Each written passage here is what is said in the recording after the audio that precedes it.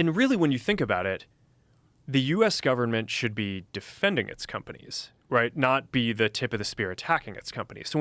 So we talk about a lot. Okay, what is the experience of okay, if the U.S. government comes after you? I think the real issue is that when the U.S. government does that to its tech industry, it's basically just open season around the rest of the world, right? I mean, the EU. I pulled these numbers. The EU has fined the tech companies more than $30 billion over the last, I think it was like 10 or 20 years. Holy And shit. so when you think about it, like, okay, it's like, $100 million here, a couple $billion there. But what it, I think really adds up to is this is sort of like a kind of EU-wide policy for how they want to deal with American tech. It's almost like a tariff. And I think the U.S. government basically gets to decide how are they going to deal with that, right? Because if the U.S. government, if some other country was screwing with another industry that we cared about, the U.S. government would probably find some way to put pressure on them. But I think what happened here is actually the complete opposite.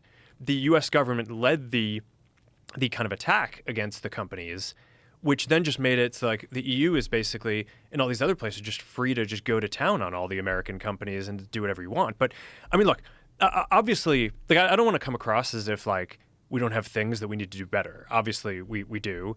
And when we mess something up, we deserve to be held accountable for that and just like everyone else. I do think that the American technology industry is a bright spot in the American economy. I think it's a strategic advantage for the United States that we have a lot of the strongest companies in the world. And I think it should be part of the U.S.'s strategy going forward to defend that. And it's one of the things that I'm optimistic about with President Trump is I think he just wants America to win. And I think some of this stuff, like the other governments who are kind of pushing on this stuff, it's like at least the U.S. has the rule of law, right? So the government can come after you for something, but you still get your day in court, and the courts are pretty fair. And so we've basically done a pretty good job of defending ourselves. And when we've chosen to do that, basically we have a pretty good rate of winning.